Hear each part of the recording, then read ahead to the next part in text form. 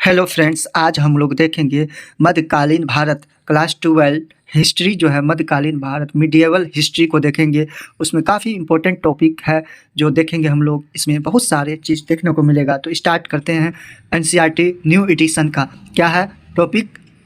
यात्रियों के नज़रिए, यानी समाज के बारे में उनकी क्या समझ थी। जो यात्री विदेशी आए हुए थे उनको भारतीय समाज के बारे में क्या क्या उसका नीति थी, उनके बारे में हम लोग देखेंगे। तो स्टार्ट करते हैं कब से कब, 10वीं से 17वीं सदी तक को देखेंगे।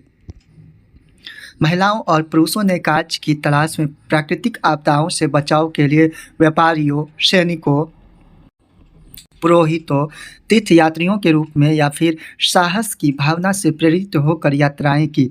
वे जो किसी न किसी स्थान पर आते हैं अथवा बस जाते हैं, निश्चित रूप से एक ऐसी दुनिया की समक्ष पाते हैं जो भूदृश्य या भौतिक परिवेश के संदर्भ में और साथ ही लोगों की प्रथाओं, भाषाओं, आस्था और व्यवहार में भिन्न होती है। इनमें कुछ इन भिन्नताओं के अनुरूप ढल जाते हैं, यानी जो भी आते हैं जिस समाज में, उसी समाज में उसी अनुरूप ढल जाते हैं तथा कुछ हद तक विशिष्ट होते हैं। उन्हें ध्यानपूर्वक अपने वृत्तांतों में लिख लेते हैं जिनमें असमान तथा उल्लेखनीय बातों को अधिक महत्व दिया जाता है। दुर्भाग्य से हमारे पास महिलाओं द्वारा छोड़े गए वृत्तांत लगभग न के बराबर है। हालांकि हम यह जानते हैं कि सभी यात्राएं किस करती है। सुरक्षित मिले वृत्तांत पर अपनी विषय वस्तु के संदर्भ में अलग अलग प्रकार के होते हैं। कुछ दरबार की गतिविधियों एक्टिविटी से संबंधित होते हैं, जबकि अन्य धार्मिक विषयों या स्थापत्य के तत्वों के स्मारकों पर फोकस होते हैं। एग्जाम्पल के लिए 15वीं शताब्दी में विजयनगर के सबसे महत्वपूर्ण विवरणों में से एक हेरात से आए हुए एक राजनयिक अब्दुल रजाक। ये अब्दुल रजाक जो थे किसके शासनकाल में आए थे? तो देवराय, याद रखिएगा, देवराय द्वितीय के शासनकाल में विजयनगर में आए हुए थे। काफ़ी इम्पोर्टेंट है। समरकंडी से प्राप्त होता है कि कई बार यात्री सुदूर क्षेत्रों से नहीं जाते हैं। एग्जाम्पल के लिए मुगल साम्राज्य की बात करें तो मुगल साम्राज्य का शासनकाल 1500 कब से कब, 1526 से स्टार्ट हुई, लगभग 1857 तक ये रहा। इस तरह से माने तो टोटल 19 राजा शासन किए थे, बादशाह में। देखते हैं मुगल साम्राज्य के प्रशासनिक अधिकारी कभी कभी साम्राज्य के भीतर ही भ्रमण करते थे, अपनी टिप्पणियां दर्ज करते थे। इनमें से कुछ अपने ही देश की लोकप्रियता, प्रथाओं और जनवर्ताओं और परंपराओं को समझाना चाहते थे। इस अध्याय में हम देखेंगे कि उपमहाद्वीप में आए यात्रियों द्वारा दिए गए सामाजिक जीवन के विवरणों के अध्ययन से किस प्रकार हम अपने अतीत के विषय में ज्ञान प्राप्त कर सकते हैं। इसके लिए हम 3 यात्रियों के वृत्तांतों पर फोकस देंगे। पहला है कौन? अल-बरूनी जो 11वीं शताब्दी में उज्बेकिस्तान से आया था। इब्न बतूता, अब पूछा जाता है इब्न बतूता 14वीं शताब्दी में कहाँ, किसके शासनकाल में आया था? तो यह मोहम्मद बिन तुगलक के काल में आया था। किसके काल में? तो मोहम्मद बिन तुगलक के काल में। कब? तो 1333 ईस्वी में, याद रखिएगा, काफ़ी इंपॉर्टेंट है। आया और ये कहाँ से आए थे? मोरक्को से आए थे। और मोरक्को से आए थे तो वापस कब गया? तो 1354 ईस्वी में वापस गए। काफ़ी इंपॉर्टेंट है। मोरक्को से तथा फ्रांसीसी यात्री फ्रांस बर्नियर जो थे, यह फ्रांस से आया था। कब? 1658 ईस्वी के आसपास, ठीक है, 17वीं शताब्दी में। देखते हैं, ये देख सकते हैं पान के पत्ते हैं जो इसमें खाया जाता है, सुपारी वगैरह डाल के, स्पाइस वगैरह जितना भी होता है मिला के। उसके बाद नारियल की बात आती है। नारियल, कई यात्रियों ने नारियल तथा पान जैसी चीज़ों को असामान्य माना। यात्रियों के नज़रिए जो थे उसमें देख सकते हैं आप लोग। अल-बरूनी के उद्देश्य। अल-बरूनी ने अपने कार्य का, अल-बरूनी किसके शासनकाल में आए हुए थे? कहाँ से? अब उज्बेकिस्तान से आए हुए थे। अल-बरूनी ने अपने कार्य का वर्णन इस प्रकार उन लोगों के लिए सहायक, उनसे हिंदुओं धार्मिक विषयों पर चर्चा करना चाहते थे। ऐसे लोगों के लिए एक सूचना का संग्रह उनके साथ संबंध होना चाहते थे। पूरी तरह से भिन्न सामाजिक सांस्कृतिक पृष्ठभूमि से आने के कारण ये लेखक दैनिक गतिविधियों तथा प्रथाओं के प्रति अधिक सावधान रहते थे। देशज लोगों के लिए ये सभी विषय समान थे जो वृत्तांतों में दर्ज करने योग्य नहीं थे। नजरिए में यही भिन्नता कि यात्रा वृत्तांतों को अधिक रोचक बनाती है। ये यात्री किसके लिए लिखते थे, जैसा कि हम देखेंगे इस प्रश्न का उत्तर अलग अलग दृष्टांतों में अलग था। अलबरूनी किताब उल हक जो थे, किताब उल हक जो हिंद जो है, किताब उल हिंद काफ़ी इम्पोर्टेंट है। ये इसको हम लोग क्या कहते हैं, याद रखिएगा, तहकीक हिंद के नाम से जानते हैं। ये हिंदी में इसको अनुवाद किसने किया, तो हिंदी में अनुवाद किसने किया था, रजनीकांत शर्मा ने किया था, जो काफ़ी इम्पोर्टेंट है। अलबरूनी का जन्म आधुनिक उज्बेकिस्तान में तथा स्थित ख्वारिज में सन 973 ईस्वी में ख्वारिज में शिक्षा का एक महत्वपूर्ण केंद्र था और अलबरूनी ने उस समय उपलब्ध सबसे अच्छी शिक्षा प्राप्त की थी। वह कई भाषाओं का ज्ञाता था, जिनमें सीरियाई, फारसी, हिब्रू तथा संस्कृत शामिल है। हालांकि वह यूनानी भाषा का जानकार नहीं था, पर फिर भी वह प्लेटो अरस्तू का गुरु थे। प्लेटो अन्य यूनानी दार्शनिकों के कार्यों से पूरी तरह परिचित था, जिन्हें अपने अरबी अनुवादों के माध्यम से पढ़ा था। सन 1017 में ख्वारिज़्म पर आक्रमण के पश्चात सुल्तान महमूद यहाँ के कई विद्वानों तथा कवियों को अपने साथ अपनी राजधानी गजनी ले गया। कहाँ ले गया? गजनी कहाँ पड़ता है? तो अफ़गानिस्तान में। अलबरूनी ने भी इसे एक था, वह बंधक के रूप में गजनी आया, पर धीरे धीरे उसे शहर पसंद आने लगा और 70 वर्ष की आयु में अपनी मृत्यु तक उसने अपना बाकी जीवन यहीं बिताया। गजनी में अलबरूनी की भारत के प्रति रुचि विकसित हुई। यह कोई असामान्य बात नहीं थी। 8वीं शताब्दी से ही संस्कृत में रचित खगोल विज्ञान, गणित, चिकित्सक संबंधी कार्यों का अरबी भाषा में अनुवाद होने लगा। पंजाब के गजनवी साम्राज्य का हिस्सा बन जाने के बाद स्थानीय लोगों से हुए संपर्कों में आपसी विश्वास और समझ का वातावरण बनने में मदद की। अलबरूनी ने ब्राह्मण पुरोहितों तथा विद्वानों के साथ कई वर्ष बिताए, संस्कृत, धर्म तथा दर्शन का ज्ञान प्राप्त किया। हालांकि उसका यात्रा कार्यक्रम स्पष्ट नहीं है, फिर भी प्रतीत होता है कि उसने पंजाब और उत्तर भारत के कई हिस्सों की यात्रा की। उत्तर भारत क्या होता है? तो जम्मू कश्मीर वगैरह जो होते हैं, उसके लिखने के समय यात्रा वृत्तांत अरबी साहित्य का एक मान्य हिस्सा बन चुके थे। वृत्तांत पश्चिम में सहारा रेगिस्तान, ये सहारा रेगिस्तान कहाँ पड़ता है? तो उत्तरी अफ्रीका में पड़ता है। कहाँ? उत्तरी अफ्रीका में से लेकर उत्तर में वोल्गा नदी, उत्तर में कौन? तो वोल्गा नदी। वोल्गा नदी कहाँ पड़ता है? ये पूछा जाता है, ये इंपॉर्टेंट है, नोट कर लीजिएगा। वोल्गा नदी जो है रूस में बहता है। कहाँ? ये यूरोप का सबसे लंबी नदी कहा जाता है। संबंधित थे इसलिए, हालांकि देखते ग्रंथों का अनुवाद, विचारों का आदान प्रदान, कई भाषाओं में दक्षता हासिल करने के कारण अलबरूनी भाषाओं की तुलना तथा ग्रंथों का अनुवाद करने में सक्षम रहा। उसने कई संस्कृत कृतियों, जिनमें पतंजलि का व्याकरण पर ग्रंथ की भी शामिल था, अरबी में अनुवाद किया। अपने ब्राह्मण मित्रों के लिए उसने यूक्लिड, ये यूक्लिड इंपॉर्टेंट है, यह जो है ना यूनानी गणितज्ञ जो ज्यामिति के जनक कहा जाता है, ज्योमेट्री के यूनानी गणितज्ञ थे जो ज्योमेट्री के जनक थे, संस्कृत में अनुवाद किया। 1500 ईस्वी से पहले भारत में अलबरूनी को कुछ ही लोगों ने पढ़ा होगा। भारत से बाहर कई अन्य लोग संभवतः ऐसा कर चुके हैं। किताब उल हक को ही हम लोग क्या कहते हैं? तो तहकीक हिंद कहते हैं। तहकीक हिंद जो है कि इसको हिंदी में अनुवाद किसने किया? रजनीकांत शर्मा। अरबी में लिखी गई अलबरूनी की कृति किताब उल हिंद की भाषा सरल और स्पष्ट है। यह एक विस्तृत ग्रंथ है जो धर्म और दर्शन, त्योहारों, खगोल विज्ञान, कीमिया, रीति रिवाजों तथा प्रथाओं, सामाजिक जीवन, भारतोल, मापन, मेजरमेंट, विधियों, मूर्तिकला, कानून, लॉ, मापतंत्र विज्ञान आदि विषयों के आधार पर 80 विषय अध्यायों से विभाजित हैं। सामान्यतः अलबरूनी ने प्रत्येक अध्याय में एक विशिष्ट शैली का प्रयोग किया, जिसमें आरंभ से एक प्रश्न होता था, फिर संस्कृतवादी परंपराओं पर आधारित वर्णन और अंत में अन्य संस्कृतियों के साथ एक तुलना। आज के एक विद्वानों का तर्क है कि इस लगभग ज्योमेट्री के फादर किसे कहते हैं? यूक्लिड को, जो अपनी स्पष्टता तथा पूर्वानुमेयता के लिए उल्लेखनीय है। इसका कारण यह कि अल्बेरोनी का गणित की ओर झुकाव था।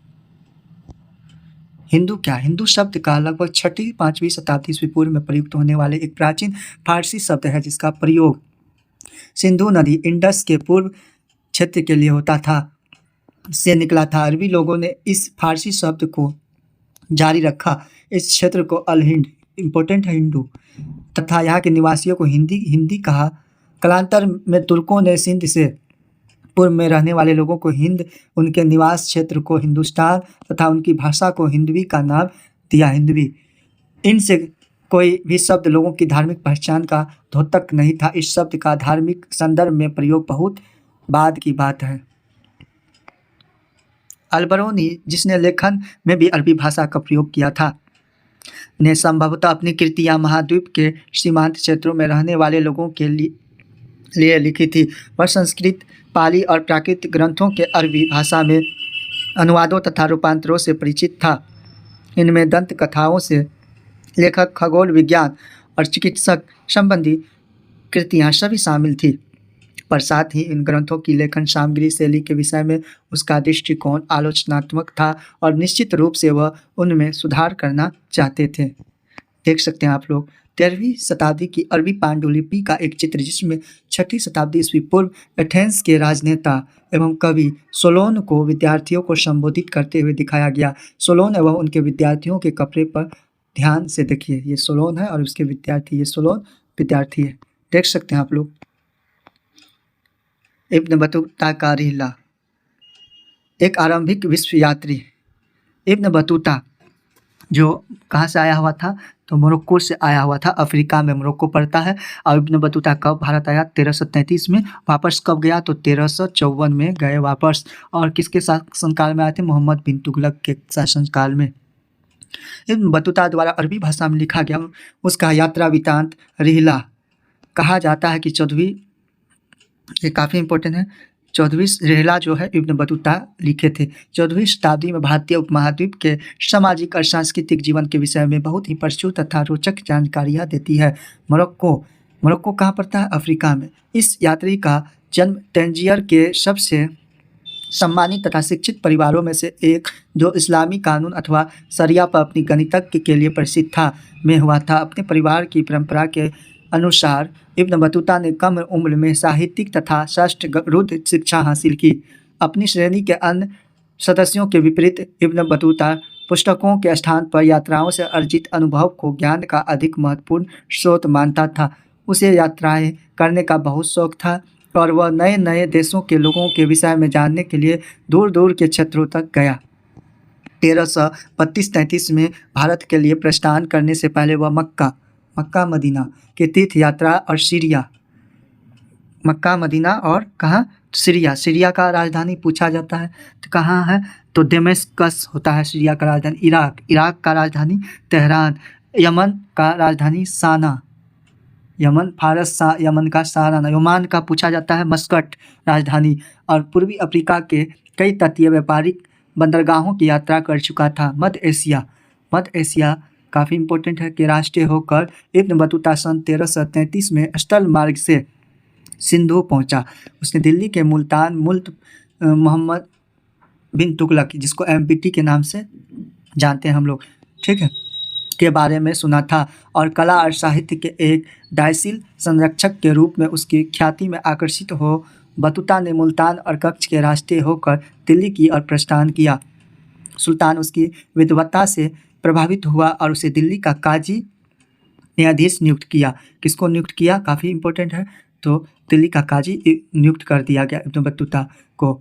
वह इस पद पर कई वर्षों तक रहा, पर वहाँ विश्वास खो दिया और कारागार में कैद कर दिया गया। बाद में सुल्तान और उसके बीच की गलतफहमी दूर होने के बाद उसे राजकीय सेवा से पुनर्स्थापित किया गया। 1342 ईस्वी मंगोल शासक के पास सुल्तान के दूत के रूप में चीन जाने का आदेश दिया गया। अपनी नई नियुक्ति अपॉइंटमेंट के साथ इब्न बतूता मध्य भारत के राष्ट्रीय मालाबार तट की ओर बढ़ा। मालाबार से वह मालदीव गया और वह 18 महीनों तक काजी के पद पर रहा। अंततः उसे श्रीलंका जाने का निश्चय किया। बाद में एक बार फिर वह मलाबार तट और मालदीव गया और चीन जाने के अपने कार्य को दोबारा शुरू करने से पहले वह बंगाल और असम भी गया। जहाज से सुमात्रा गया और सुमात्रा के एक अन्य जहाज से चीनी बंदरगाह गए। घोंसलों से निकला पक्षी, यह रिहला से लिया गया एक उदाहरण है। किससे लिया गया उदाहरण है? तो रिहला इब्न बतूता जो लिखे थे, लेखक है, एक उदाहरण है। अपने जन्म स्थान टंजियर से मेरा प्रस्थान गुरुवार को हुआ और मैं अकेला ही निकल पड़ा, बिना किसी साथी यात्री या कारवां के जिसकी टोली में शामिल हो सकूं, लेकिन अपने अंदर एक अधिप्रभावी आवेश और उन प्रसिद्ध पुण्य स्थानों को देखने की इच्छा जो लंबे समय से मेरे अंतःकरण में थी, और प्रभावित होकर इसलिए मैंने अपने प्रियजनों को छोड़ जाने के निश्चय को दृढ़ संकल्प किया और अपने घर को ऐसे ही छोड़ दिया जैसे पक्षी अपने घोंसलों को छोड़ देते हैं। उस समय मेरी उम्र 22 वर्ष थी। कितना थी पूछा जाता है? 22 वर्ष थी। इब्न बतूता 1354 में घर वापस पहुंचा, अपनी यात्रा आरंभ करने के लगभग 30 वर्ष बाद। ये देख सकते हैं आप लोग, ये डाकू है, जो डाकू सब है आप लोग देख सकते हैं। देखते हैं, ये नाव है। नाव में बंगाल के एक मंदिर की मृद मूर्ति कला, लगभग 17वीं शताब्दी ईस्वी में यह नाव है, उसमें मंदिर की मृद मूर्ति कला है यात्री सबका। जैतून, जो आज क्वांझू के नाम से जाना जाता है, गया। उसने व्यापक रूप से चीन में यात्रा की और वह बीजिंग, चीन की राजधानी बीजिंग तक गया, लेकिन वहाँ लंबे समय तक नहीं ठहरा। 1347 ईस्वी में उसने वापस अपने घर जाने का निश्चय किया। चीन के विषय में उसके वृत्तांत की तुलना मार्को पोलो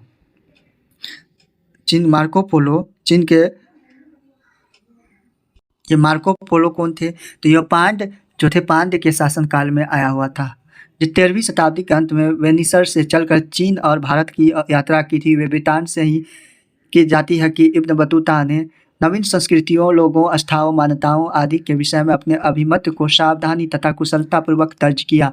हमें यह ध्यान में रखना होगा कि विश्व यात्री 14वीं शताब्दी में यात्राएं कर रहा था, जब आज की तुलना में यात्रा करना अधिक कठिन तथा जोखिम भरा कार्य था। इब्न बतूता के अनुसार उसे मुल्तान जो पाकिस्तान से दिल्ली की यात्रा में 40 और सिंध से दिल्ली की यात्रा में लगभग 50 दिन का समय लगा। यह पूछा जाता है कि मुल्तान से दिल्ली 40 दिन, ये पूछा गया क्वेश्चन है। और जो है उसके बाद सिंध से दिल्ली की यात्रा में 50 दिन, इसको याद रखिएगा। इब्न बतूता, दौलताबाद से दिल्ली की दूरी 40, जबकि ग्वालियर से दिल्ली की दूरी 10 दिन में तय की जा सकती थी। एकांकी यात्री लंबी यात्राओं से लुटेरों की एकमात्र खतरा नहीं थे। यात्री गृहातुर से हो सकता था और बीमार हो सकता था। यह रिहला, इब्न बतूता का रिहला से लिया गया एक उदाहरण है। मुझे ज्वर यानी फीवर से जकड़ लिया था और मैंने अपने आप को कमजोरी के कारण गिरने से बचाने के लिए पगड़ी के कपड़े को जीन से बांध लिया। अंततः हम ट्यूनिस शहर पहुँचे और वहाँ के निवासी शेख और काजी के पुत्र का स्वागत करने के लिए बाहर आए। वे हर और एक दूसरे के लिए अभिवादन और प्रश्नों के साथ आगे आए, लेकिन उनमें से किसी ने भी मेरा अभिवादन नहीं किया, क्योंकि वहाँ कोई भी ऐसा नहीं था जिससे मेरा परिचय हो। अपने एकांकीपन में इतना उदास हुआ कि अपनी आंखों में आए आंसुओं को रोक नहीं सका और बहुत रोया। पर एक तीर्थयात्री मेरी कुंठा का कारण जानकर मेरे पास आया और संबोधन किया। अफगानिस्तान, सिंध और पंजाब में इब्न बतूता द्वारा भ्रमण किए गए स्थान, कई जगहों के नाम इस तरह से लिखे गए जिस तरह से इब्न बतूता उन्हें जानता है। देख सकते हैं आप लोग, पहले त्रिमित, कुंडकुन, परवान, काबुल अफगानिस्तान के क्षेत्र, उसके बाद ये सब देख सकते हैं। दिल्ली के क्षेत्र में है। दिल्ली ऐसे ऐसे घूमते हुए आए थे। कंधार, सिंधु हो गया, ये सब आप लोग देख सकते हैं। यात्रा विवरण है। यात्रा करना अधिक सुरक्षित भी था। इब्न बतूता ने कई बार डाकुओं के समूह द्वारा किए गए आक्रमण झेले, यहाँ तक कि वह अपने साथियों के साथ कारवां में चलना पसंद करता था, पर इससे भी राजमार्गों में लुटेरों को रोका नहीं जा सका। मुल्तान कहाँ पर था? पाकिस्तान से दिल्ली की यात्रा के दौरान उसके कारवां पर आक्रमण हुआ और उसके कई साथी यात्रियों को अपनी जान से हाथ धोना पड़ा। जो जीवित बचे, जिनमें इब्न बतूता भी शामिल था, बुरी तरह से घायल हो गए थे। जिज्ञासाओं का उपभोग कैसे हुआ?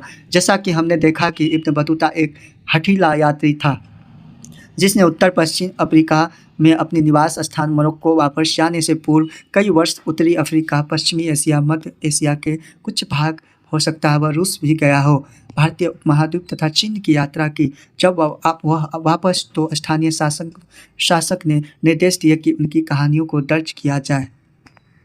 शिक्षा तथा मनोरंजन। इब्न जुजाई, जिसे इब्न बतूता के से लेखकों को लिखने के लिए नियुक्त किया गया, अपनी प्रस्ताव में लिखा, राजा द्वारा एक शालीन निर्देश दिया गया कि वे इब्न बतूता अपनी यात्री में देखने गए शहरों तथा अपनी स्मृति में बैठ गई रोचक घटनाओं का एक वृत्तांत लिखवाए और साथ ही विभिन्न देशों के शासकों में से जिनमें से वे मिले, उनके महान साहित्यकारों के तथा उनके धर्मनिष्ठ संतों के विषय में बताए। तदनुसार उन्होंने इन सभी विषयों पर एक कथानक लिखवाया जिनमें मस्तिष्क को मनोरंजन तथा कान और आँख को प्रसन्नता दी। साथ ही उन्होंने कई प्रकार के असाधारण विवरण, जिनके प्रतिपादन से लाभप्रद उपदेश मिलते हैं, दिए गए असाधारण चीज़ों के बारे में बताया जिनके संदर्भ में अभिरुचि जगी। इब्न बतूता के पद चिन्हों पर देखते हैं। 1400 से 1800 के बीच भारत आए यात्रियों में फारसी ने कई यात्रा वृत्तांत लिखे। इसी समय भारत के मध्य एशिया, ईरान तथा ओटोमन साम्राज्य की यात्रा करने वाले ने कभी कभी अपने अनुभव लिखे। इन लेखकों ने अल-बरूनी और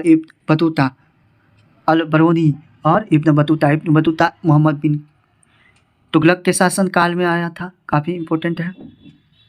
पद चिन्हों का अनुसरण किया, इनमें से कुछ पूर्ववर्ती लेखकों को पढ़ा भी था। इनमें से सबसे प्रसिद्ध लेखकों ने अब्दुल रज़ाक जो देवराय द्वितीय के शासनकाल में विजयनगर के समय आया था। समरकंडी, जिसने 1440 के दशक में दक्षिण भारत की यात्रा की थी।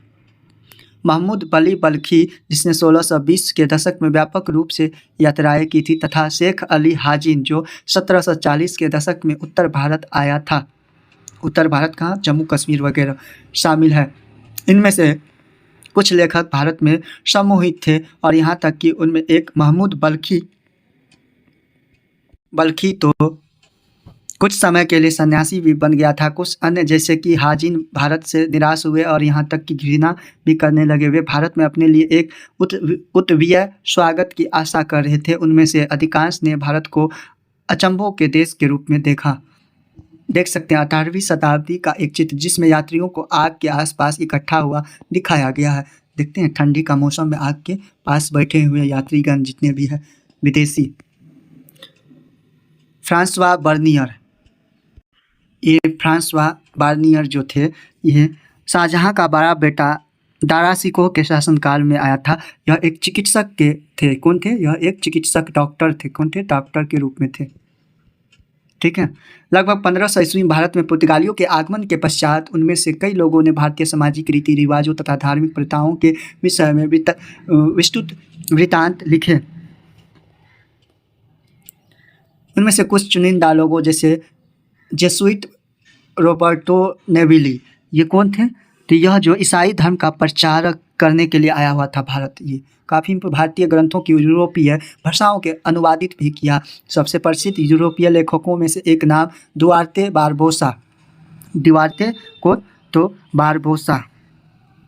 बारबोसा जो कृष्णदेव राय के शासनकाल में आया हुआ था। यही थे बारबोसा का, जिसने दक्षिण भारत में व्यापार और समाज का एक विस्तृत विवरण लिखा। कालांतर से 1600 ईस्वी के बाद भारत में आने वाले डच, अंग्रेज तथा फ्रांसीसी यात्रियों की संख्या बढ़ने लगी थी। इनमें से एक प्रसिद्ध नाम फ्रांसीसी जोहरी जो बैप्टिस्ट तेवर्नियर था। तेवर्नियर कौन था? तेवर्नियर का बुक कुछ है इम्पोर्टेंट, जो द 6 यात्राएं और ट्रेवल इन इंडिया। क्या है? Travel in India. ठीक है, इसको याद रखिएगा। कहा था जिसने कम से कम 6 बार भारत की यात्रा की, वह विशेष रूप से भारत की व्यापारिक स्थितियों से बहुत प्रभावित था। उसने भारत की यात्रा में ईरान और ओटोमन साम्राज्य से की। इनमें से कई यात्रियों जैसे इटावली चिकित्सक मनुकी नहीं मनुची हो गया, कभी भी यूरोप वापस नहीं गए और भारत में ही बस गए। फ्रांस का रहने वाला फ्रांस बर्नियर एक चिकित्सक, डॉक्टर, राजनीतिक दार्शनिक तथा इतिहासकार था। कई और लोगों की तरह वह मुगल साम्राज्य में अफसरों की तलाश में आया था। वह 1656 से 1668 तक भारत में 12 वर्ष तक रहा और मुगल दरबार से नज़दीक रूप से जुड़ा रहा। पहले सम्राट शाहजहां के ज्येष्ठ पुत्र दारा शिकोह के चिकित्सक के रूप में और बाद में मुगल दरबार के एक अमीर दानिशमंद खान के एक बुद्धिजीवी तथा वैज्ञानिक के रूप में थे। कौन थे ये इम्पोर्टेंट है, पूछा जाता है। कौन थे? तो टे बर्नियर थे। यहाँ देख सकते हैं 17वीं शताब्दी में एक चित्र में बर्नियर को यूरोपीय पोशाक में दर्शाया गया। पूर्व और पश्चिम की तुलना। बर्नियर ने देश के कई भागों की यात्रा की और जो देखा उसके विषय के विवरण लिखे। और सामान्यतः भारत में जो देखता था उसकी तुलना यूरोपीय स्थिति से करता था। उसने अपनी प्रमुख कृति को फ्रांस के शासक लुई 14वां को समर्पित किया था और उसके कई अन्य कार्य प्रभावशाली अधिकारी और मंत्रियों को पत्रों के रूप में लिखे गए थे। लगभग प्रत्येक दृष्टांत में बर्नियर ने भारत की स्थिति कंडीशन को यूरोप में हुए विकास की तुलना में दयनीय बताया। जैसा कि हम देखेंगे उसका आकलन हमेशा सटीक नहीं था, फिर भी जब उसके कार्य प्रकाशित हुए तो बर्नियर के वृत्तांत अत्यधिक प्रसिद्ध हुए। भारतीय पोशाक में टे बर्नियर का चित्र देख सकते हैं। मुगल सेना के साथ यात्रा। बर्नियर ने कई बार मुगल सेना के साथ यात्राएं की। यहाँ सेना के कश्मीर कूच के संबंध में दिए गए विवरण को से एक अंश दिया जा रहा है। इस देश के प्रथा के अनुसार मुझसे 2 अच्छे तुर्कमान घोड़े देखने की अपेक्षा की जाती है। मैंने अपने साथ एक शक्तिशाली फारसी ऊँट तथा चालक अपने घोड़ों के लिए एक साइज तथा खानसामा का एक सेवक जो हाथ में पानी का पात्र लेकर मेरे घोड़े के आगे चलता है भी रखता हूँ। मुझे इस उपयोगी वस्तु दी गई है जो औसत आकार का एक तंबू, एक दरी, 4 बहुत कठोर पर हल्के भेंटों से बना एक छोटा बिस्तर, एक तकिया, एक बिछौना, भोजन के समय प्रयुक्त गोलाकार चमड़े के मेजपोश, रंगे हुए कपड़े के कुछ अंगोछे जिसको नेपकिन कहते हैं, खाना बनाने के सामान से भरे 3 छोटे झोले जो सभी एक बड़े झोले में रखे हुए थे। यह झोला भी एक लंबे चौड़े तथा दृढ़ दोहरे बोरे अथवा चमड़े के पट्टों से बने जाल में रखा है। इसी तरह हम दोहरे बोरे में स्वामी और सेवकों की खाद्य सामग्री, साम्राज्य, कपड़े तथा वस्त्र रखे गए। मैंने ध्यानपूर्वक 5 या 6 दिनों के उपभोग के लिए बढ़िया चावल, सौंफ, एक प्रकार का साग पौधा की सुगंध वाली मीठी रोटी, नींबू तथा चीनी का भंडार साथ रखा। साथ ही मैं दही को टांगने और पानी निकालने के लिए प्रयुक्त छोटे लोहे के अंकुश वाला झोला लेना भी नहीं भूला हूँ। इस देश में नींबू के शरबत और दही से अधिक ताजगी भरी वस्तु कोई नहीं मानी जाती है। इस तरह से उन्होंने बर्नियर ने अपने साझा किया भारत के वृत्तांत के बारे में। भारत के विषय में विचारों का निर्माण व प्रसार। भारत के विषय में विचारों का सृजन और प्रसार कर यूरोपीय यात्रियों के वृत्तांतों ने उनकी पुस्तकों के प्रकाशन और प्रसार के माध्यम से यूरोपीय लोगों के लिए भारत की एक छवि के सृजन में सहायता की। बाद में 1750 के बाद जब शेख इतिहासमुद्दीन तथा मिर्जा अबू तालिब जैसे भारतीयों ने यूरोप की यात्रा की तो उन्हें यूरोपीय लोगों की भारतीय समाज की छवि का सामना करना पड़ा और उन्होंने तथ्यों की अपनी अलग व्याख्या के माध्यम से इसे प्रभावित करने का प्रयास किया। बर्नियर के कार्य फ्रांस में 1670-71 में प्रकाशित हुए थे और अगले 5 वर्ष के भीतर ही अंग्रेजी, डच, जर्मन तथा इतालवी भाषाओं में इनका अनुवाद हो गया। 1670 और 1725 के बीच उसका वृत्तांत फ्रांसीसी में 8 बार पुनर्मुद्रित हो चुका था और 1684 तक यह 3 बार अंग्रेजी में पुनर्मुद्रित हुआ। यह अरबी और फारसी वृत्तांतों जिनका प्रसार हस्तलिपियों के रूप में होता था और जो 1800 से पहले सामान्य प्रकाशित नहीं होते थे, पूरी तरह विपरीत था। एक अपरिचित संसार की समझ, अल-बरूनी और सांस्कृतिकवादी परंपरा समझने में बाधाएं और उन पर विजय। जैसा कि हमने देखा कि यात्रियों ने उपमहाद्वीप में जो भी देखा, सामान्यतः उसकी तुलना उन्होंने उन प्रथाओं से की जिनसे वे परिचित थे। प्रत्येक यात्री ने जो देखा उसे समझने के लिए एक अलग विधि। उदाहरण के लिए, एक अल-बरूनी अपने लिए निर्धारित उद्देश्य में निहित समस्याओं से परिचित था। उसने कई अवरोधों की चर्चा की जो कि उसके अनुसार समझ में बाधक थे। उनमें से पहला अवरोध भाषा। उसके अनुसार संस्कृत, अरबी और फारसी से इतनी भिन्न थी कि विचारकों और सिद्धांतों का एक भाषा से दूसरी में अनुवादित करना आसान नहीं था। इसके द्वारा चिन्हित दूसरा अवरोधक धार्मिक अवस्था और प्रथा में भिन्नता थी। उसके अनुसार तीसरा अवरोध अभिमान था। यहाँ रोचक बात यह है कि इन समस्याओं की जानकारी होने पर भी अल-बरूनी लगभग पूरी तरह से ब्राह्मणों द्वारा रचित कृतियों पर आश्रित रहा। उसने भारतीय समाज को समझने के लिए अक्सर वेदों, पुराणों, भागवत गीता, पतंजलि की कृतियों और मनुस्मृति के लेखक मनु आदि से अंश उद्धत हुए। विशाल पहुँच वाली एक भाषा। संस्कृत में विषय के अल-बरूनी यह लिखता है कि यदि आप इस कठिनाई से पार पाना चाहते हैं तो आसान नहीं होगा, क्योंकि अरबी भाषा की तरह ही शब्दों तथा विभक्तियों दोनों में ही इस भाषा की पहुंच बहुत विस्तृत है। इसमें से एक ही वस्तु के लिए कई शब्द मूल तथा व्युत्पन्न दोनों प्रयुक्त होते हैं। एक ही शब्द का प्रयोग कई वस्तुओं के लिए होता है, जिन्हें भली प्रकार समझने के लिए विभिन्न विशेषक संकेत पदों के माध्यम से एक दूसरे से अलग किया जा सकता है। अल-बरूनी का जाति व्यवस्था का विवरण। अल-बरूनी ने अन्य समुदायों के प्रतिरूपों की खोज से जाति व्यवस्था को समझने और व्याख्या करने का प्रयास किया। उसने लिखा कि प्राचीन फारस में 4 सामाजिक वर्गों को मान्यता थी: घुड़सवार और शासक वर्ग के भिक्षु, अनुष्ठानिक, पुरोहित, चिकित्सक, खगोल शास्त्री तथा अन्य वैज्ञानिक, अंत में कृषक तथा शिल्पकार। दूसरे शब्दों में वह यह दिखाना चाहता था कि ये सामाजिक वर्ग केवल भारत तक ही सीमित नहीं थे। इसके साथ ही उसने यह दर्शाया कि इस्लाम में भी सभी लोगों को समान माना जाता था, उनमें भिन्नताएं केवल धार्मिकता के पालन में थी। जाति व्यवस्था के संबंध में ब्राह्मणवादी व्यवस्था को मानने के बावजूद अल-बरूनी ने अपवित्रता की मान्यता को अस्वीकार किया। उसने लिखा कि हर वह वस्तु जो अपवित्र हो जाती है अपनी पवित्रता की मूल स्थिति कंडीशन को पुनः प्राप्त करने का प्रयास करती है, सफल होती है, शुद्ध हवा और स्वच्छ करता है, समुद्र के नमक को गंदा होने से बचाता है। अल-बरूनी जोर देकर कहता है कि यदि ऐसा ईश्वर की ही जानता है, यदि यात्री हमेशा उन्हें बताई गई बातों पर विश्वास नहीं करते थे, तो अल-बरूनी को जब ऐसी लकड़ी की मूर्ति की कहानी के बारे में पता चला तो तथाकथित रूप से 2,16,432 वर्षों तक अस्तित्व में रही, तो वह पूछता है कि फिर लकड़ी इतने लंबे समय तक अस्तित्व में कैसे रही होगी, विशेष रूप से ऐसे स्थान पर जहाँ हवा, मिट्टी काफ़ी आर्द्र यानी सूखा होती है। ईश्वर ही जानता होगा। नहीं होता तो इस पृथ्वी पर जीवन असंभव होता। इसके अनुसार जाति व्यवस्था में सन्निहित अपवित्रता की अवधारणा प्रकृति के नियमों के विरुद्ध थी। वर्ण व्यवस्थाएं कैसी थी?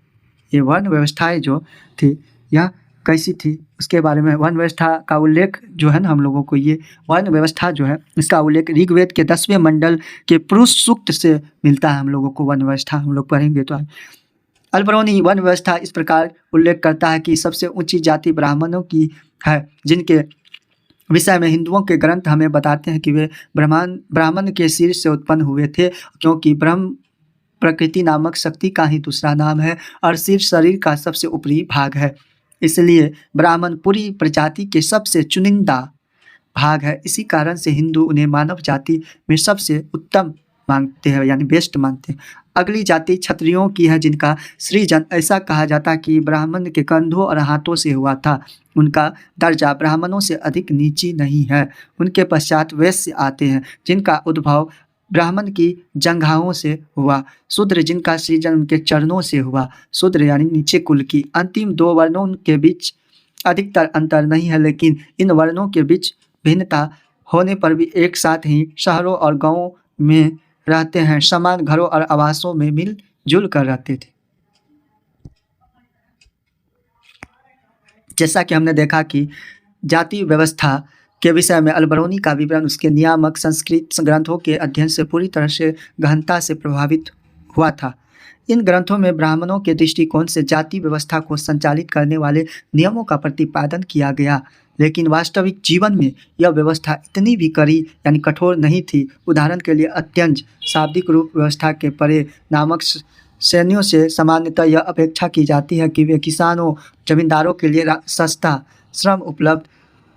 दूसरे शब्दों में, हालांकि ये अक्सर सामाजिक प्रताड़ना का शिकार होते थे, फिर भी उन्हें आर्थिक तंग में शामिल किया जाता था। इब्न बतूता और अनजाने को जानने की उत्कंठा।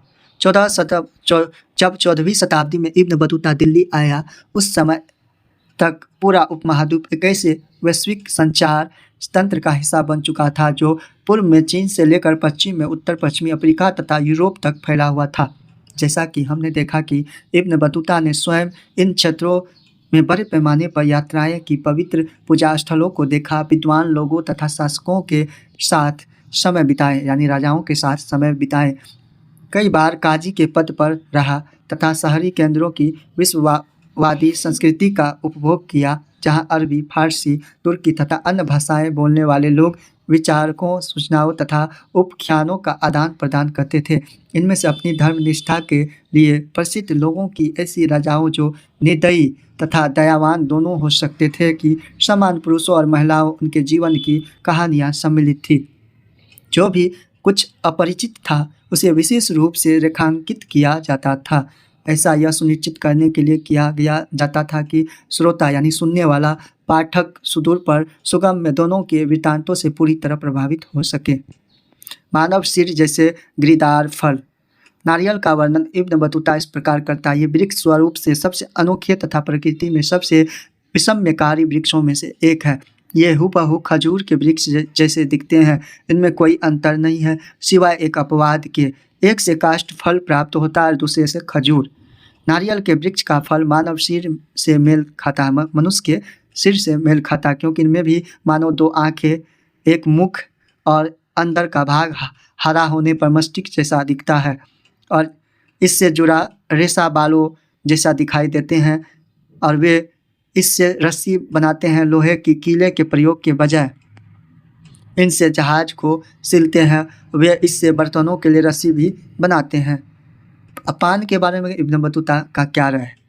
पान एक ऐसा वृक्ष है जिसे अंगूर लता की तरह ही उगाया जाता है। पान का कोई फल नहीं होता और इसे केवल इसकी पत्तियों के लिए ही उगाया जाता। इससे प्रयोग की विधि यह है कि इसे खाने से पहले सुपारी ली जाती है। यह जायफल जैसी होती है, पर इसे तब तक तोड़ी जाती है जब तक इसके छोटे छोटे टुकड़े नहीं हो जाते सुपारी के बारे में, और उन्हें मुंह में रख कर चबाया जाता है। इसके बाद पान की पत्तियों के साथ इन्हें चबाया जाता है। इब्न बतूता और भारतीय शहर की क्या थी देखते हैं। इब्न बतूता ने उपमहाद्वीप के शहरों को उन लोगों के लिए व्यापक अवसरों से भरपूर पाया जिनके पास आवश्यक इच्छा, साधन तथा कौशल था।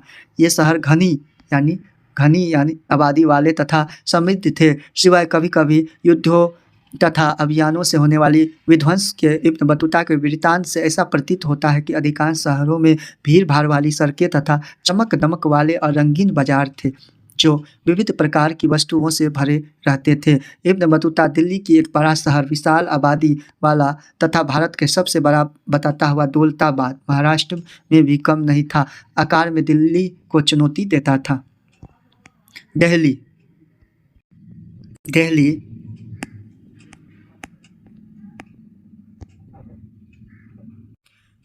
दिल्ली जिसे तत्कालीन ग्रंथों में अक्सर दिल्ली नाम से उद्धत किया जाता था। वर्णन इब्न बतूता इस प्रकार करता है कि दिल्ली बड़े क्षेत्र में फैला घनी जनसंख्या वाला शहर है। शहर के चारों ओर बनी प्राचीर अतुलनीय और दीवार की चौड़ाई 11 हाथ लगभग 20 इंच के बराबर है। इसके भीतर रात्रि के पहरेदार तथा द्वारपालों के कक्ष में प्राचीरों के अंदर खाद्य सामग्री, हथियार, बारूद, पक्षपाष्ट तथा घेरेबंदी के काम आने वाली मशीनें के संग्रह के लिए भंडारगिरी बने हुए थे, स्टोर रूम।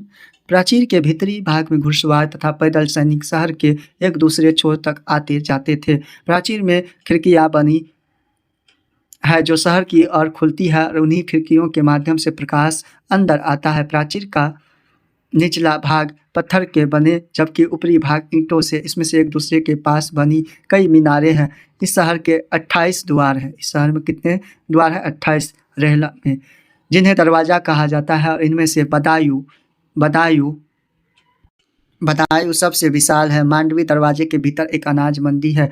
कुल दरवाजे के बगल में एक फलों का बगीचा। इस दहली शहर में बेहतरीन कब्रगाह है जिनमें बनी कब्रों के ऊपर गुंबद बनी है।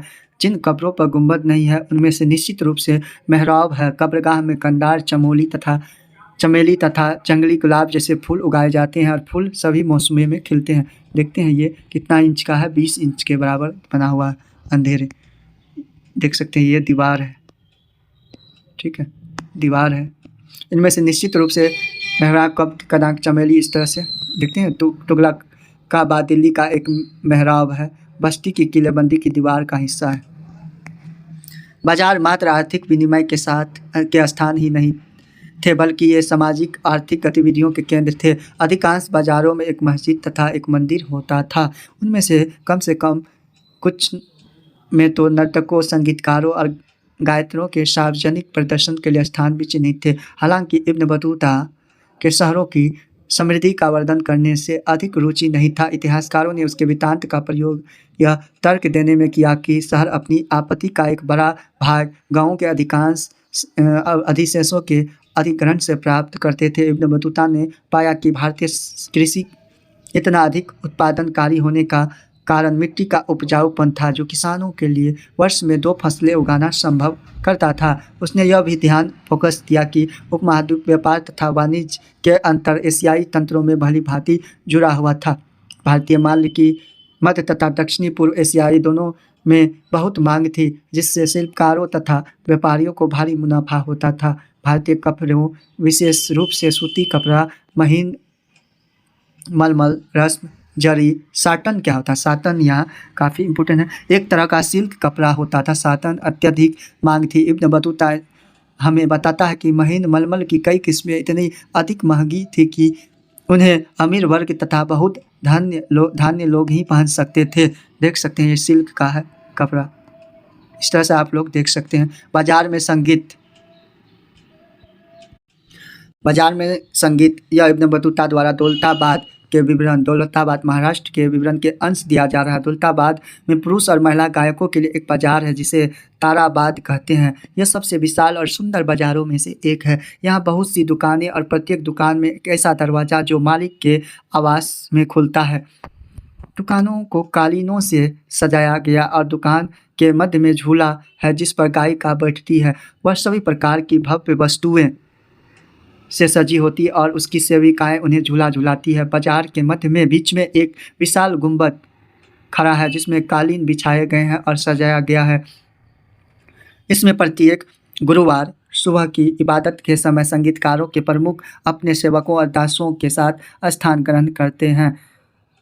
दास का काम क्या था? जो झूला झुलाने का काम करते थे वो दास वगैरह कहलाई थी। गायिकाएं एक के बाद एक झुंडों में उनके समक्ष आकर सूर्यास्त का गीत गाती और नाचती, जिसके पश्चात वे चले जाते थे। इस बाजार में इबादत के लिए मस्जिदें बनी हुई थी। हिंदू शासकों में से एक जब भी बाजार में से गुजरता था तब गुंबद में उतर कर आता था और गायिकाएं उसके समक्ष गान प्रस्तुत करती थी। यहाँ तक कि कई मुस्लिम शासक भी ऐसा ही करते थे। आपके विचार में इब्न बतूता ने अपनी विवरण में इन गतिविधियों को रेखांकित क्यों किया? इस तरह की इक्कत बुनाई की गई अभिरचनाओं को उपमहाद्वीप तथा दक्षिण पूर्व एशियाई के कई तटीय उत्पादन केंद्रों में अपनाया गया। इनमें से सुधार किए गए। देखते हैं सिल्क का संचार की एक अनूठी प्रणाली। व्यापारियों को प्रोत्साहित करने के लिए राज्य विशेष उपाय करता था। लगभग सभी व्यापारी मार्गों पर सराय तथा विश्राम गृह स्थापित किए गए। इब्न बतूता डाक प्रणाली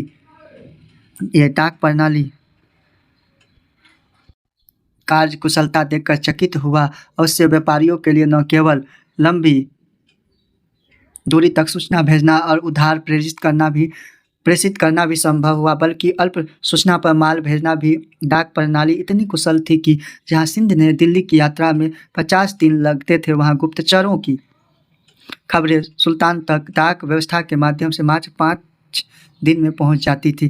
कितने दिन में पहुंच जाती थी? तो मात्र 5 दिनों में पहुंच जाती थी। पैदल डाक इसी में हम लोग पैदल डाक व्यवस्था को क्या कहते थे? तो पैदल डाक व्यवस्था को दावा कहते थे, आगे हम लोग देखेंगे। और एक और डाक व्यवस्था थी अश्व यानी घोड़े के द्वारा व्यवस्था को उलुक कहते थे। उलुक पूछा गया क्वेश्चन है नेट में। एक विचित्र देश 1440 के दशक में लिखा गया अब्दुल रजाक का जो है लिखा गया किसका है? तो अब्दुल रजाक जो देवराय द्वितीय के शासनकाल में आया हुआ था विजयनगर का। यात्रा वृत्तांत में अवबोधनों का एक रोचक मिश्रण है। एक और केरल में कालिकत, आधुनिक जो है कोझिकोड केरल, बंदरगाह पर उसने जो देखा उसे प्रशंसनीय नहीं माना। यहाँ ऐसे लोग बसे हुए थे जिनकी कल्पना मैंने कभी नहीं की थी। इन लोगों को उसने एक विचित्र देश बताया। कालांतर में अपनी भारत यात्रा के दौरान वह मंगलोर आया। मंगलोर कहाँ पड़ता है? तो कर्नाटक में आया और पश्चिमी घाट को पार किया। यहाँ उसने एक मंदिर देखा, उसने उसे प्रशंसा से भर दिया। मंगलोर से 9 मील लगभग 15 किलोमीटर के भीतर मैंने एक ऐसा पूजा स्थल देखा जो विश्व में अतुलनीय है। यह वर्गाकार, जिनकी प्रत्येक भुजा लगभग 10 गज, ऊंचाई 5 गज थी और जो 4 द्वार मंडपों के साथ पूरी तरह से ढले हुए कांसे से ढका हुआ था। प्रवेश द्वार के द्वार मंडप में सोने की बनी एक मूर्ति थी जो मानव आकृति जैसी तथा आदम कद थी। उसकी दोनों आंखें में काले रंग मणिक इतनी चतुराई से लगाए गए थे कि प्रतीत होता था मानो वह देख सकती है। इस शिल्प और कारीगरी के क्या कहने। घोड़े पर और पैदल डाक व्यवस्था का वर्णन इब्न बतूता इस प्रकार करते हैं। भारत में 2 प्रकार की डाक व्यवस्था है। अश्व डाक व्यवस्था, जिसे उलुक कहते थे, इंपॉर्टेंट है, हर 4 मील की दूरी यानी 6 किलोमीटर की दूरी पर स्थापित राजकीय घोड़ों द्वारा चालित होती थी। पैदल डाक व्यवस्था के प्रति मील 3 प्रस्था होते थे। दावा कहा जाता था पैदल को, और यह मील का 1/3 कितना 1/3 होता था। अब हर 3 मील पर घनी आबादी वाला एक गांव होता है जिसके बाहर 3 मंडप होते हैं जिनमें लोग कार्य आरंभ के लिए तैयार बैठे रहते। उनमें से प्रत्येक के पास 2 हाथ लंबी एक छड़ होती जिसके पास लंबे तांबे की घंटियां लगी होती। जब संदेहवाहक शहर से यात्रा आरंभ करता तो एक यात्रा में पत्र, दूसरे में घंटियों सहित छड़ लिए वह क्षमता अनुसार तेज भागता।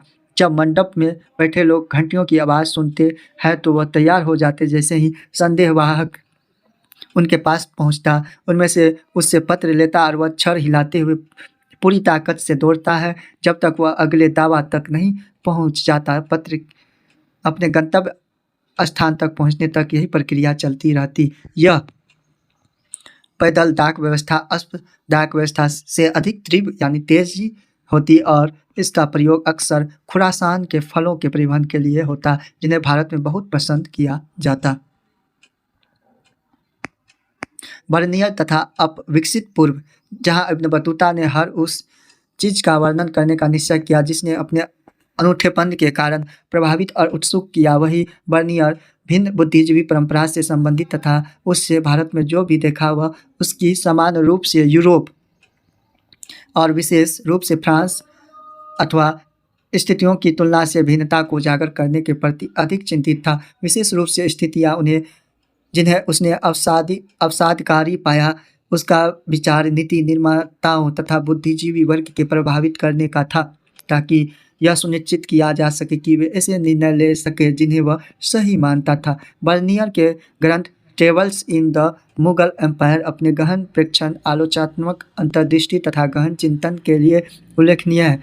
उसके वृत्तांत में की गई चर्चाओं में मुगलों के इतिहास को एक प्रकार के वैश्विक ढांचे में स्थापित करने का प्रयास किया गया है। वह निरंतर मुगलकालीन भारत की तुलना तत्कालीन यूरोप से करता रहा। सामान्यतः यूरोप की श्रेष्ठता को रेखांकित करते हुए उसका भारत का चित्रण दुई विपरीतता के नमूने पर आधारित है, जहां भारत को यूरोप के प्रतिलोम के रूप में दिखाया गया या फिर यूरोप का विपरीत जैसे उल्टा, जैसा कुछ इतिहासकार परिभाषित करते हैं।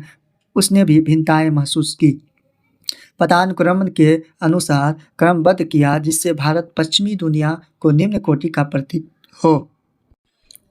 भूमि स्वामित्व का प्रश्न। बर्नियर के अनुसार भारत और यूरोप के बीच मूल भिन्नताओं में से एक भारत के निजी भू स्वामित्व का अभाव था। उसका निजी स्वामित्व के गुणों में दृढ़ विश्वास था और उसने भूमि पर राजकीय स्वामित्व को राज्य तथा उसके निवासियों दोनों के लिए हानिकारक माना। उसे यह लगा कि मुगल साम्राज्य में सम्राट यानी राजा सारी भूमि का स्वामी था, जो उसे अमीरों के बीच बांटता था। इसके अर्थव्यवस्था और समाज के लिए अनर्थकारी परिणाम होते थे। इस प्रकार का अवबोधन बर्नियर तथा सीमित नहीं था, बल्कि 16वीं तथा 17वीं शताब्दी के अधिकांश यात्रियों के वृत्तांतों से मिलता है कि राजकीय भूस्वामित्व के कारण बर्नियर तक तर्क देता भूधारक अपने बच्चों को भूमि नहीं दे सकते थे, इसलिए वे उत्पादन के स्तर को बनाए रखने और उसमें बढ़ोतरी के लिए दूरगामी निवेश के प्रति उदासीन थे। व्यापक गरीबी। पेलसर्ट काफ़ी इम्पोर्टेंट है। यह जहांगीर के काल में आया था। किसके काल में आया था? जहांगीर, जिसका बचपन का नाम था जहांगीर का सलीम, जो अकबर के पुत्र थे। एक डच यात्री ने 17वीं शताब्दी के आरंभिक दशक में उपमहाद्वीप की यात्रा की थी। बर्नियर की तरह वह भी लोगों के व्यापक गरीबी देखकर अचंभित था। लोग इतनी अधिक और दुखद गरीबी में रहते हैं कि उनके जीवन को मात्र नितांत अभाव, घर तथा कठोर कष्ट, दुर्भाग्य के आवास के रूप में चित्रित अथवा ठीक प्रकार से वर्णित किया जा सकता है। राज्य के उत्तरदायी ठहराते हुए वह कहता है, कृषकों को इतना अधिक निचोड़ जाता है कि पेट भरने के लिए उनके पास सूखी रोटी भी मुश्किल से बचती थी। देख सकते हैं, इस तरह से था। इस प्रकार निजी भूस्वामी को बेहतर भूधारकों के उदय जैसा पश्चिमी यूरोप को रोका जा सके। भूमि के रखरखाव व बेहतरीन के प्रति सजग रहते थे। इसी के चलते कृषि का समान रूप से विनाश, किसानों का अमीम उत्पीड़न और समाज के सभी वर्गों के जीवन स्तर में अनवरत पतन की स्थिति यानी उत्पन्न हुई, सिवाय शासक वर्ग के। गरीब किसान यानी पुअर फार्मर। यहाँ बर्नियर द्वारा ग्रामीण अंचल के कृषकों के विषय के लिए एक विवरण का उदाहरण दिया जा रहा है। हिंदुस्तान के साम्राज्य के विशाल ग्रामीण अंचलों में कई केवल रेतीली यानी बालुआई भूमियाँ, बंजर पर्वत, यहाँ की खेती अच्छी नहीं, इन इलाकों की आबादी भी कम, यहाँ तक कि कृषि योग्य भूमि का एक बड़ा हिस्सा भी श्रमिकों के अभाव में कृषि विहीन रह जाता। इनमें कई श्रमिक गवर्नरों द्वारा किए गए बुरे व्यवहार के फलस्वरूप यानी सरकार के द्वारा पर मर जाते हैं। गरीब लोग जब अपने लोभी स्वामियों की मांगों को पूरी करने में असमर्थ हो जाते थे तो उन्हें केवल जीवन निर्वाह के साधनों से वंचित कर दिया जाता था, बल्कि उन्हें अपने बच्चों से भी हाथ धोना पड़ता था, जिन्हें दास बना कर ले जाया जाता। और इस प्रकार ऐसा होता है कि अत्यंत निरंकुशता के से हताश हो किसान गाँव छोड़कर चले जाते। इस उदाहरण में बर्नियर राज और समाज से संबंधित यूरोप में प्रचलित तत्कालीन विवादों में भाग ले रहा था और उसका प्रयास था कि मुगल कालीन भारत में संबंधित उसका विवरण यूरोप में उन लोगों के लिए चेतावनी का कार्य करेगा। निजी स्वामित्व अच्छाइयों को स्वीकार नहीं करते थे। देख सकते हैं 19वीं शताब्दी में ऐसे चित्रों को अब परिवर्तनशील ग्रामीण समाज की धारण को दृढ़ता प्रदान कर रहा है। इसी के विस्तार के रूप में बर्नियर भारतीय समाज के दरिद्र लोगों के समरूप जनसमूह से बना वर्णित करता है, जो एक बहुत अमीर तथा शक्तिशाली शासक वर्ग अल्पसंख्यक होते हैं के द्वारा अधीन बनाया है। गरीबों में सबसे गरीब तथा अमीरों में सबसे अमीर व्यक्ति के बीच नामपत्र को भी कोई सामाजिक समूह या वर्ग नहीं था। बर्नियर बहुत विश्वास से कहता है, भारत में मध्य स्थिति के लोग नहीं है, यानी कि जो अमीर है अमीर की और जो गरीब है गरीब की ओर। किसका कथन है? बर्नियर का, याद रखिए। तो बर्नियर ने मुगल साम्राज्य को इस रूप में देखा, उसका राजा भिखारियों और क्रूरता लोगों का राजा था। इसके शहर और नगर विनष्ट तथा खराब हवा से दूषित थे और उसके खेत खारीदार तथा घाटक दलदल से भरे हुए थे। इसका मात्र एक ही था, राजकीय भूस्वामित्व। आश्चर्य की बात यह है कि एक भी सरकारी मुगल दस्तावेज यह इंगित नहीं करता है कि राज ही भूमि का एकमात्र स्वामी था।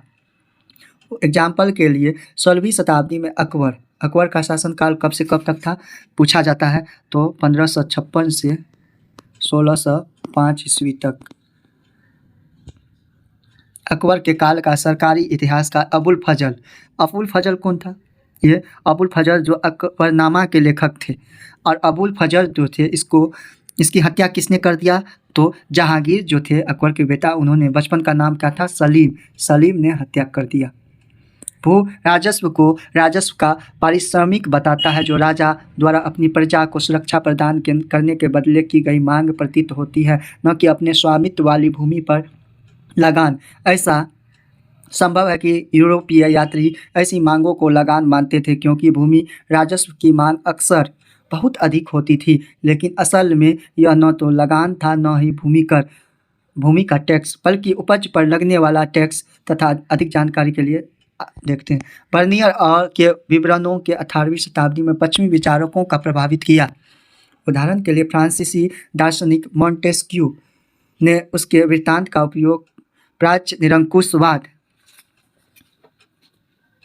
के सिद्धांत पर विकसित करने में किया, जिसके अनुसार एशिया में शासक अपनी प्रजा के ऊपर निर्बाध प्रभुत्व का उपभोग करते थे, जिसे दासता और गरीबी की स्थितियों में रखा जाता था। इस तर्क का आधार यह था कि सारी भूमि पर राजा का स्वामित्व होता था, निजी संपत्ति अस्तित्व में नहीं थी। इस दृष्टिकोण के अनुसार राजा और उसके अमीर वर्ग के छोड़ प्रत्येक व्यक्ति मुश्किल से गुजर बसर कर पाता था। 19वीं शताब्दी में कार्ल मार्क्स कौन था? जो किसके लेखक थे?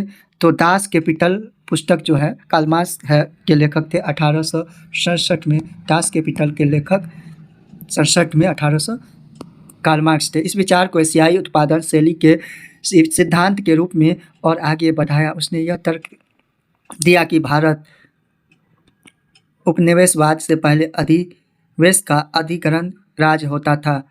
इससे एक ऐसे समाज का उद्भव हुआ जो बड़ी संख्या में स्वायत्त तथा समतावादी ग्रामीण समुदायों से बना था। इन ग्रामीण समुदायों पर राजकीय दरबार का नियंत्रण होता था। जब तक अधिवेश की आपूर्ति निर्विघ्न रूप से जारी रहती थी, इनकी स्वायत्तता का सम्मान किया जाता था। यह एक निष्क्रिय प्रणाली थी। परंतु जैसा कि आपने देखा, ग्रामीण समाज का यह चित्र सच्चाई से बहुत दूर था, बल्कि 16वीं और 17वीं शताब्दी में ग्रामीण समाज में चरित्रहीन रूप से बड़े पैमाने पर सामाजिक और आर्थिक विभेद था। एक और बड़े जमींदार थे जो भूमि पर उच्च अधिकारों का उपभोग करते, और दूसरी और अपदृश्य भूमिहीन श्रमिक बलाहार। इन दोनों यूरोप के लिए एक चेतावनी। बर्नियर चेतावनी देता है कि यदि यूरोप के शासकों में मूल ढांचे का अनुसरण किया तो उनके साथ राज तथा इस प्रकार अच्छी तरह से जुटे और बसे हुए, इतनी अच्छी तरह से निर्मित, उनसे समृद्ध, इतने सृष्टित तथा फलते फूलते नहीं रह जाएंगे जैसा कि हम उन्हें देखते हैं। दूसरी दृष्टि से हमारे शासक अमीर और शक्तिशाली है, और हमें यह स्वीकार करना चाहिए कि उनकी और बेहतर और राजसी ढंग से सेवा हो। वे जल्द ही रेगिस्तान तथा निर्जन स्थानों और भिखारियों तथा क्रूर निर्दयी लोगों के राजा बनकर रह जाएंगे, जैसे कि जिनके विषय में मैंने वर्णन किया कि मुगल शासक हम उन महान शहरों के नगरों को खराब हवा के कारण न रहने योग्य अवस्था में पाएंगे तथा विनाश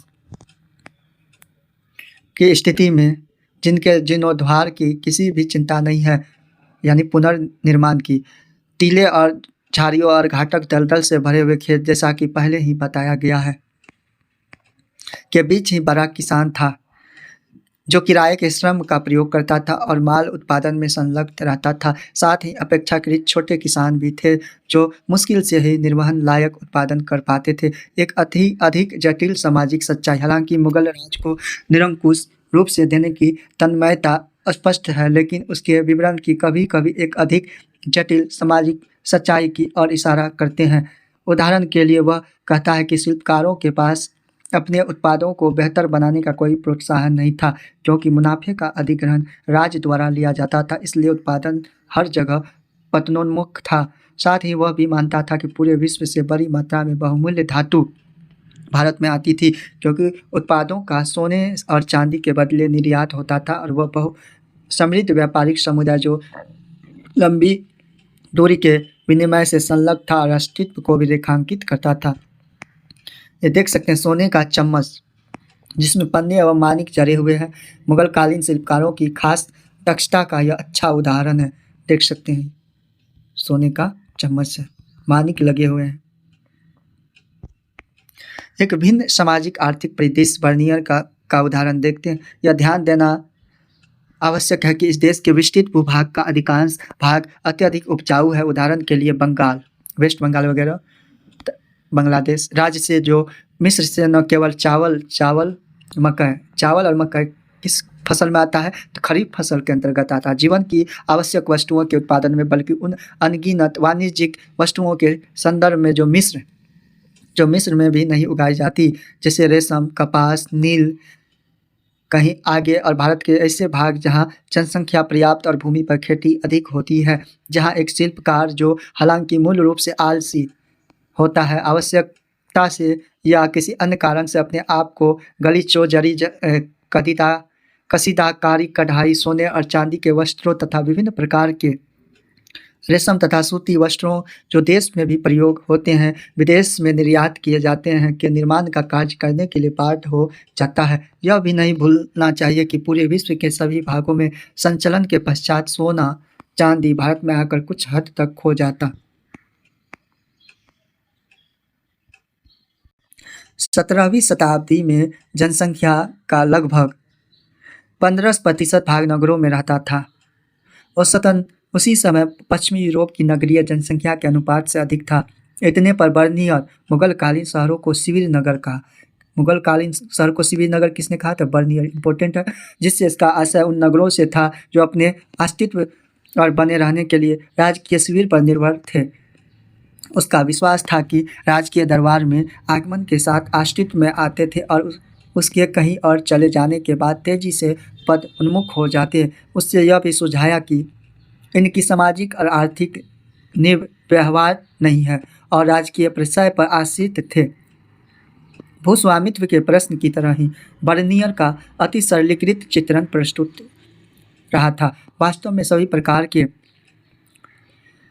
नगर अस्तित्व में थे। उत्पादन केंद्र, व्यापारिक नगर, बंदरगाह, पोर्ट वगैरह, धार्मिक केंद्र, तीर्थ स्थान आदि इनका अस्तित्व सम्मिलित व्यापारिक समुदायों और व्यावसायिक वर्गों के अस्तित्व का एक सूचक है। व्यापारी अक्सर मजबूत सामुदायिक अथवा बंधुत्व के संबंधित जुड़े होते थे, अपनी जाति तथा व्यावसायिक संस्थाओं के माध्यम से संगठित रहते थे। पश्चिम भारत में ऐसे समूहों को महाजन कहा जाता था। उनके मुखिया को सेठ। अहमदाबाद, गुजरात जैसे शहरी केंद्रों में सभी महाजनों का सामूहिक प्रतिनिधित्व व्यापारिक समुदाय के मुखिया द्वारा होता था, जिसे नागर सेठ कहा जाता था। अन्य शहरी समूहों में व्यावसायिक वर्ग जैसे चिकित्सक, डॉक्टर, हकीम, वैद्य, अध्यापक, पंडित या मुल्ला को कहा जाता था। अधिवक्ता, वकील, चित्रकार, वास्तुविद, संगीतकार, सुलेखक आदि सम्मिलित थे, जहाँ कई राजकीय प्रशय पर आश्रित थे। कई अन्य संरक्षकों भीड़ भाड़ वाले बाजार में आम लोगों की सेवा कर जीवन यापन करते थे। राजकीय कारखाने। बर्नियर एकमात्र ऐसा इतिहासकार है जो राजकीय कारखाने की कार्य प्रणाली का विस्तृत विवरण प्रदान करता है। कई स्थानों पर बड़े कक्ष दिखाई देते हैं जिन्हें कारखाना अथवा शिल्पकारी की कार्यशाला कहते हैं। एक कक्ष में कसीदाकार एक मास्टर के निरीक्षण में व्यस्तता से कार्यरत रहते हैं।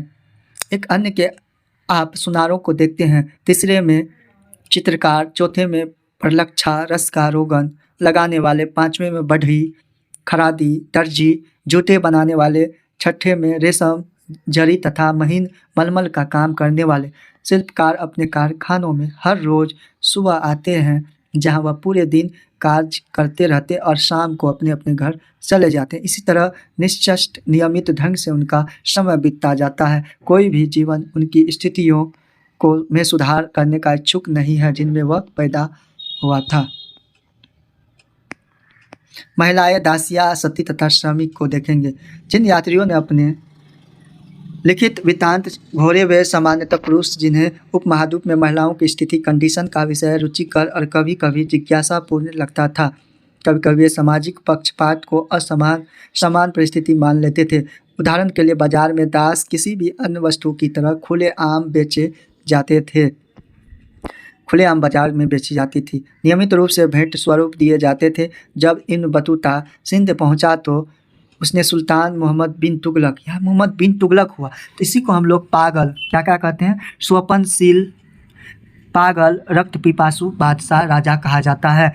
यह इसको जो क्यों कहा जाता है, यह 23 भाषाओं का ज्ञान था, 23 भाषाओं का। इन्होंने मोहम्मद बिन तुगलक जो जितने भी योजना बनाया सब फेल हो गया। दोआब क्षेत्र यानी जो गंगा दोआब क्षेत्र में टैक्स में वृद्धि किया था 1326 से 1327 में, जिसके कारण बाढ़ आ गया, किसान का जितना भी फसल था वह डूब गए। कब से कब, तो इसको याद रखिएगा, 1326 से पहला योजना लाया 27 में, 1327 में। फिर दूसरा योजना कब लाया, तो दूसरा योजना राजधानी परिवर्तन किया, कहाँ से, दिल्ली से, कहाँ से, दिल्ली से दौलताबाद, ठीक है, दौलताबाद। कब किया राजधानी परिवर्तन, तो 1326-27 में, ठीक है, वो भी फेल हो गया, रुपया बर्बाद हो गया उसमें भी। सांकेतिक मुद्रा का प्रचलन किया, उसमें रुपया ही बर्बाद हो गया। 1329 से 30 खुरासान एवं कराचिल का अभियान किया, जिसमें उसमें जो है ना 3 लाख सैनिकों को जो थे अग्रिम वेतन दे दिया था, 3 लाख सैनिकों को, ठीक है। इस तरह से उन्हें हम लोग कहते हैं पागल, बादशाह या रक्त पिपासु या स्वपनशील, ठीक है। के लिए भेंट स्वरूप घोड़े, ऊँट तथा दास खरीदे। जब वह मुल्तान पहुंचा तो उसे गवर्नर को किशमिश के बादाम के साथ दास, घोड़ा और भेंट के रूप में दिए गए। इब्न बतूता ने बताता है कि मोहम्मद बिन तुगलक नसीरुद्दीन कौन था, तो नसीरुद्दीन तुर्की का एक शासक था, नामक धर्मोपदेशक के प्रवचन से इतना प्रसन्न हुआ कि उसने 1 लाख टके मुद्रा और 200 दास दे दिए। इब्न बतूता के विवरण से प्रतीत होता है कि दासों में काफ़ी विभेद था। सुल्तान की सेवा में कार्यरत एक दासियाँ संगीत और गायन में निपुण थी। इब्न बतूता सुल्तान की बहन शादी के अवसर पर उनके प्रदर्शन से खूब आनंदित हुआ। सुल्तान अपने अमीरों पर नज़र रखने के लिए दासियों को भी नियुक्त करता था।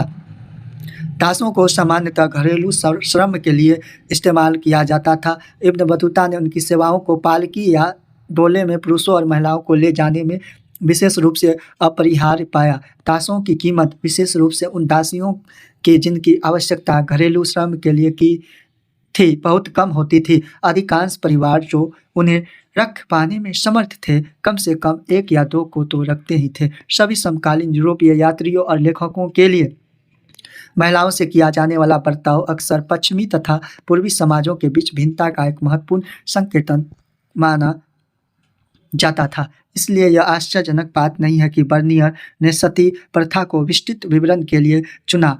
उसने लिखा कि हालांकि कुछ महिलाएं प्रसन्नता से मृत्यु को गले लगा लेती थी, अन्य को मरने के लिए बाध्य किया जाता था, लेकिन महिलाओं का जीवन सती प्रथा के अलावा कई और चीज़ों के चारों ओर घूमता था। उनका श्रम कृषि और कृषि के अलावा होने वाले उत्पादन दोनों में महत्वपूर्ण था। व्यापारिक परिवारों से आने वाले महिलाएं व्यापारिक गतिविधियों में हिस्सा लेती थी, यहाँ तक कि कभी कभी वाणिज्यिक विवादों को अदालत के सामने भी ले जाती थी। अतः यह असंभाव्य लगता है कि महिलाओं को उनके घरों के खास स्थानों तक परिसीमित कर रखी जाती थी। देखते हैं दासियाँ क्या थी। इब्न बतूता हमें बताता है कि यह सम्राट की आदत है हर बड़े या छोटे अमीर के साथ अपने दासों में से एक को रखने की जो उसके अमीरों की मुखबिरी करता है। वह महिला सफाई कर्मचारी को भी नियुक्त करता था जो बिना बताए घर में दाखिल हो जाती है और दासियों के पास जो भी जानकारी होती वे उन्हें दे देती है। अधिकांश दासियों को हमले और अभियानों के दौरान बलपूर्वक प्राप्त किया जाता था। सती बालिका, यह संभवतः बर्नियर के वृत्तांत के सबसे मार्मिक विवरणों में से एक है। लाहौर में मैंने एक बहुत ही सुंदर अल्पवयस्क विधवा जिसकी आयु मेरे जीवन में 12 वर्ष से अधिक नहीं थी बलि होते हुए देखी। उस भयानक नर्क की ओर जाते हुए वह असहाय छोटी बच्ची जीवित से अधिक मृत प्रतीत हो रही थी। उसके मस्तिष्क की व्यथा का वर्णन नहीं किया जा सकता था। वह कांपते हुए बुरी तरह से रो रही थी, लेकिन 3 या 4 ब्राह्मण, एक बूढ़ी औरत जिसने उसे अपनी आस्तीन के नीचे दबाया हुआ था, उसकी सहायता से उस अनिच्छुक प्रीता को जबरन घातक स्थल की ओर ले गए और उसे लकड़ियों पर बैठाया, उसके हाथ और पैर बांध दिए ताकि वह भाग न जाए, और इस स्थिति में उस मासूम प्राणी को जिंदा जला दिया गया। मैं अपनी भावनाओं को दबाने में और उनके कोलाहलपूर्ण तथा व्यर्थ के क्रोध को बाहर आने से रोकने में असमर्थ था। आपने देखा कि होगा कि यात्री वृत्तांत इन शताब्दियों में पुरुषों और महिलाओं के जीवन की एक रोचक झांकी प्रस्तुत है। इन वृत्तांतों से हम बहुत ही जानकारी प्राप्त कर सकते हैं। हमें सामाजिक जीवन के कई आयाम अनछुए रह जाते हैं या फिर एक दृष्टिकोण विशेष से देखे जाते हैं, जिन्हें हम वृत्तांत को पढ़ते हुए ध्यान में रखना आवश्यक है। साथ ही उपमहाद्वीप के पुरुषों, संभवतः महिलाओं के अनुभव और प्रेक्षण अपेक्षाकृत अज्ञात है, जिन्हें समुद्रों और पर्वतों को पार किया, उपमहाद्वीप से परे क्षेत्रों में साहसिक यात्राएं की। उन्होंने क्या देखा और सुना, सुदूर क्षेत्रों के लोग के साथ उनके संबंध किस प्रकार ढले, किन भाषाओं का प्रयोग करते थे। उम्मीद है कि इन पर अन्य प्रश्नों पर आने वाले वर्षों में इतिहासकार योजनापूर्ण तरीके से ध्यान केंद्रित करेंगे। देख सकते हैं यहाँ यातायात, मथुरा में मूर्ति का एक नमूना जिसमें यात्री दर्शाए गए, मथुरा यूपी, ठीक है, यात्री दर्शाए गए। काल रेखा, कुछ यात्री जिन्होंने वृत्तांत छोड़े। देखते हैं हम लोग 10वीं 11वीं सदी यानी 1973 से 1048 तक मोहम्मद इब्न अहमद अबू रहला अल-बरौनी उज्बेकिस्तान से आए थे। 13वीं शताब्दी में 1254 से 1323 में मार्को पोलो इटली से आए हुए थे। मार्को पोलो पांड्य के शासन के समय में आए थे, पांड्य शासक के समय में।